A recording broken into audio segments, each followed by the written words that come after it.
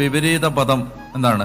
Grammar അനുസരിച്ച് അവിശ്വാസമാണ്. വിശ്വാസത്തിന്റെ വിപരീത പദം അവിശ്വാസമാണ്. പക്ഷെ ബൈബിൾ അനുസരിച്ച് വിശ്വാസത്തിന്റെ വിപരീത പദം ഭയമാണ്. ഭയം. അതുകൊണ്ടാണ് ഈശോ ചോദിക്കുന്നത്, ഈ ഭയവും ഫിയർ ആൻഡ് ഫെയ്ത്ത് ആണ് സുവിശേഷങ്ങൾ കോൺട്രാസ്റ്റ് ചെയ്യുന്നത്. സുവിശേഷങ്ങൾ താരതമ്യപ്പെടുത്തി സംസാരിക്കുന്നത് അല്ലെങ്കിൽ താരതമ്യപ്പെടുത്തി നമ്മളോട് പരിശോധിക്കാൻ ആവശ്യപ്പെടുന്നത് ഭയവും വിശ്വാസവുമാണ്. ഉദാഹരണത്തിന് ഈശോ പറയും, അല്പവിശ്വാസികളെ നിങ്ങൾ ഭയപ്പെട്ടത് എന്തിന്?